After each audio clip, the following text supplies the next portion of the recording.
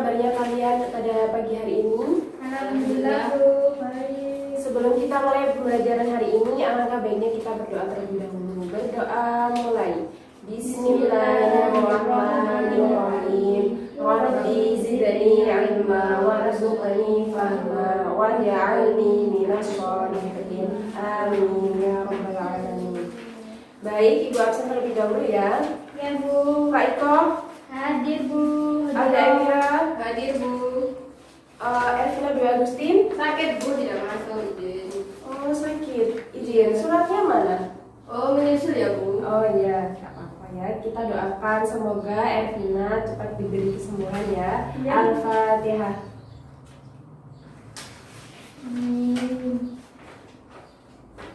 Nah, pembelajaran pada pagi hari ini adalah syirkah. Ada yang bisa menjelaskan nggak secara bahasa syirkah itu apa? Percampuran atau perserikatan dua atau lebih Bu. Oh iya. Nah, syirkah atau secara bahasa yang disebut al-ikhtilat yaitu percampuran atau perserikatan dua hal atau lebih. Nah, secara istilah, syirkah adalah kerjasama antara dua orang atau lebih dalam berusaha yang keuntungan dan kerugiannya ditanggung antara dua orang itu, ditanggung bersama. Jadi dua orang memiliki tanggung jawab yang sama, seperti itu ya. Selanjutnya adalah rukun syirkah. Nah, rukun syirkah ini dibagi menjadi 3, yaitu ijab, qabul, dan objek yang digunakan untuk akad. Seperti itu ya, objek akad. Nah, selanjutnya ada syarat syirkah. Syarat syirkah ada apa aja? Bisa disebutkan? Saya Bu. Ya, silakan Anda. Sesuatu yang bertalian dengan semua bentuk syirkah, baik dengan harta maupun lainnya. Kedua, sesuatu yang bertalian dengan harta atau mal. Nah, betul. Nah, selanjutnya adalah menurut madhab Malikiyah, syarat-syarat yang bertalian dengan orang yang melakukan akad yaitu ada 3. Yang pertama ada merdeka, baligh, dan pintar. Pintar di sini yang dimaksud adalah berakal, tidak gila, seperti itu ya. Ya. Nah, selanjutnya ada bagaimana kita mengakhiri syirkah. Mengakhiri syirkah atau membuat syirkah itu menjadi batal. Yang pertama ada salah satu pihak membatalkan, tiba-tiba membatalkan meskipun tanpa persetujuan pihak lainnya. Jadi kalau salah satu pihak membatalkan, itu syirkah menjadi batal. Yang kedua, salah satu pihak kehilangan kecakapan untuk bertasarruf baik karena gila ataupun alasan lainnya. Tidak mampu lah intinya. Yang ketiga ada salah satu pihak meninggal dunia. Nah, tetapi apabila terjadi syirkah antara 2 orang atau lebih atau 3 orang, tetapi yang satu meninggal dunia, jadi syirkah itu tetap terlaksana, tidak batal. Gara-gara yang satu meninggalkan ada yang satu lainnya. Yang lainnya. Yang selanjutnya adalah salah satu pihak jatuh bangkrut, yang mana berakibat tidak berkuasa lagi atas harta yang digunakan untuk menjadi saham syirkah tersebut. Jadi tidak ada modal. Nah, yang terakhir ada modal para anggota syirkah lenyap sebelum dibelanjakan atas nama syirkah. Nah, harta tersebut hilang ataupun ada yang mencuri atau yang lainnya sebelum dibelanjakan untuk keperluan syirkah. Nah, selanjutnya ada macam-macam syirkah. Tolong disebutkan macam-macamnya saja. Syirkah ibahah, syirkah milk, dan syirkah al-akad. Nah, benar ya. Yang pertama ada syirkah ibahah. Syirkah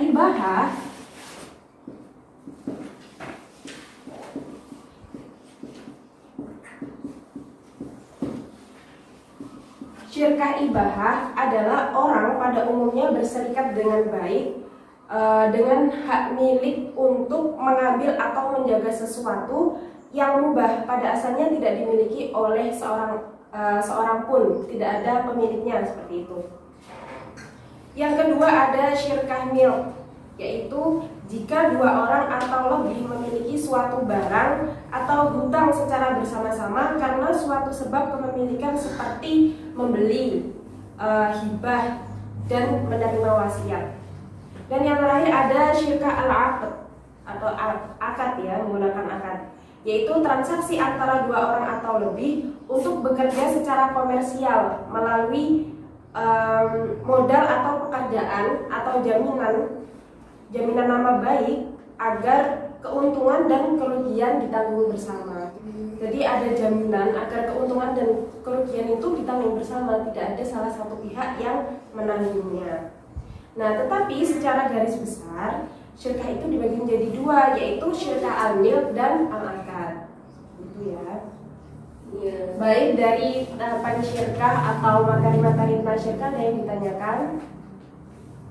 Tidak. Ya, kita selanjutnya adalah mudharabah. Nah, di sini mudharabah adalah akad antara pemilik modal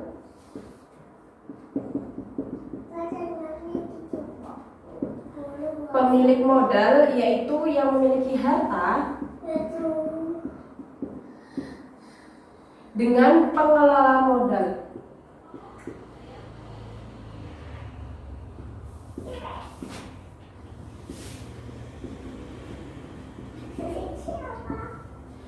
Nah, pemilik harta atau pemilik modal dengan pengelola modal pengelola modal tersebut dengan syarat bahwa keuntungan dibagi sesuai dengan kesepakatan yang telah disepakati di awal, seperti itu. Nah, hukum dari mudharabah ini adalah boleh atau mubah, yang mana tertera pada Quran surat Al-Muzammil ayat 20. Coba Pak Iko dibunyikan Quran surat Al-Muzammil ayat 20.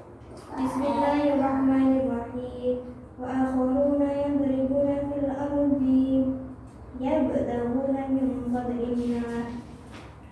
Nah, terima kasih Pak Iko. Yang artinya adalah berkeliaran di muka bumi mencari karunia Allah. Quran surat Muzammil ayat 20. Nah, terdapat juga pada hadis riwayat Ibnu Majah, yang mana hadis itu artinya bahwasanya Rasulullah SAW bersabda, ada tiga hal yang di dalamnya berisi berkah, yaitu jual beli dengan kontan, menyerahkan permodalan dengan bercampur gandum dengan syair, atau untuk keperluan rumah tangga bukan untuk dijual. Nah, dengan penjelasan dari Al-Quran dan hadis tadi, maka dapat dikatakan bahwa hukum mudharabah adalah mubah atau boleh. Nah, di sini ada rukun dan syarat mudharabah, yaitu yang pertama, rukun mudharabah adalah ada 6. Yang pertama, coba ada apa? Pemilik barang yang menyerahkan barangnya. Ya, selanjutnya ada orang yang mengelola barang yang diterima dari pemilik barang. Nah, yang ketiga ada akad mudharabah. Nah, yang dilakukan oleh pemilik dengan pengelola barang. Yang keempat ada modal atau harta pokok. Selanjutnya ada pekerjaan pengelola harta sehingga menghasilkan laba. Yang terakhir ada keuntungan. Nah, di sini syarat sah mudharabah antara lain ada barang atau modal harus uang tunai. Yang kedua ada bagi yang melakukan akad harus disyaratkan tasarruf. Selanjutnya ada modal harus diketahui dengan jelas agar bisa dibedakan antara modal perdagangan dan laba, jadi tidak tercampur gitu ya. Yang selanjutnya ada keuntungan akan menjadi milik pengelola dan pemilik modal harus jelas presentasinya, harus jelas laporannya gitu. Dan melafatkan ijab dari pemilik modal, harus ada akad ijab qabul yang tadi termasuk rukun. Yang terakhir ada bersifat mutlak, pemilik modal tidak mengikat pengelola harta untuk berdagang di negara tertentu, memperdagangkan barang-barang tertentu dan pada waktu tertentu. Nah, di sini mudharabah yang dimaksud adalah misal nih ada pengusaha atau seorang pegawai yang mana dia tidak memiliki keahlian untuk membangun usaha, tetapi dia memiliki modal. Jadi dia memodali orang yang mempunyai skill untuk mengelola usahanya. Jadi dia pemodal, si pegawai. Nah, si yang dimodali itu termasuk orang yang memiliki skill untuk mengelola usahanya. Jadi antara dua orang itu keuntungannya dibagi sesuai dengan akad atau perjanjian yang pertama tadi ya. Sampai sini bisa dipahami? Bisa. Nah, selanjutnya ada mengakhiri mudharabah. Mengakhiri mudharabah atau mudharabah itu menjadi batal ada 4. Yang mana yang pertama ada masing-masing pihak menyatakan bahwa akad itu batal atau salah satu pihak membatalkan akad itu ya. Yang kedua ada salah seorang yang berakad gila, jadi dia tidak berakal sehat, jadi tidak bisa mengelola keduanya walaupun memiliki modal. Yang ketiga ada pemilik modal murtad atau keluar dari agama Islam. Tentu itu juga batal karena kan mudharabah termasuk syarat-syaratnya ada dalam ranah agama Islam.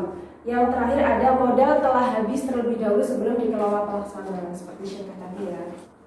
Nah, selanjutnya di sini ada skema musyarakah atau bagaimana sih cara melakukan syirkah.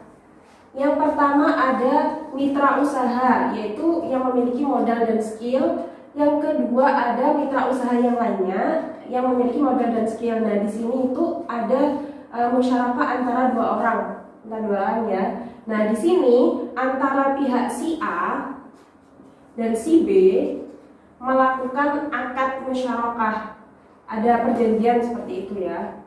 Nah, selanjutnya si A dan si B membangun proyek atau kegiatan usaha seperti modal usaha warung kopi, seperti angkringan, seperti itu ya, banyak.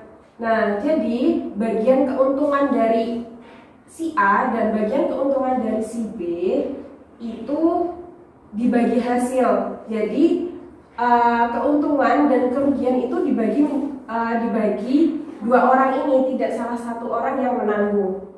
Bagi rata. Iya, dibagi rata. Jadi modal ataupun kerugiannya. Nah, di sini ada yang ditanyakan? Saya Bu. Oh iya. Hukum dari syirkah itu apa ya Bu?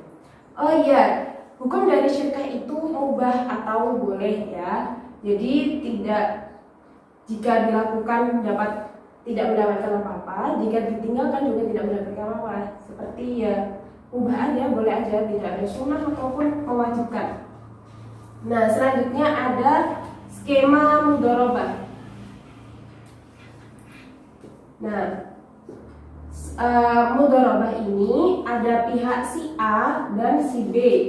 Nah, pihak si A pemodal atau sahibul mal. Sahibul mal memiliki yang mempunyai modal, yang mempunyai uang tadi berakad dengan si B yang memiliki keahlian atau skill dalam bidang tertentu yang disebut dengan mudharib atau yang menjadi pelaku atau yang melakukan mudharabah, ya kan dimodali. Nah, si mudharib itu yang melakukan. Ya, selanjutnya itu dari kedua belah pihak ini melakukan kegiatan usaha. Nah, bagian keuntungannya itu ditanggung oleh pemodal. Jadi keuntungan dan kerugian ditanggung oleh pemodal, seperti itu. Soalnya kan dia yang memberikan modal tadi. Yang ini kan tinggal melaksanakan, seperti itu. Ada yang ditanyakan? Oh, jadi ini yang menanggung itu hanya salah satu pihak saja? Iya, soalnya yang salah satu pihak yaitu sahibul mal kan memodali 100% kepada mudharib. Jadi mudharib ini tidak mengeluarkan modal sedikit pun, dia hanya melakukan tenaganya saja. Ya. Baik, ada yang ditanyakan? Ya Bu, sudah. Sudah Bu. Oke, sampai sini ya pembelajaran pada pagi hari ini. Oh, maaf, sudah siang. Siang hari ini, kurang lebihnya mohon maaf ya.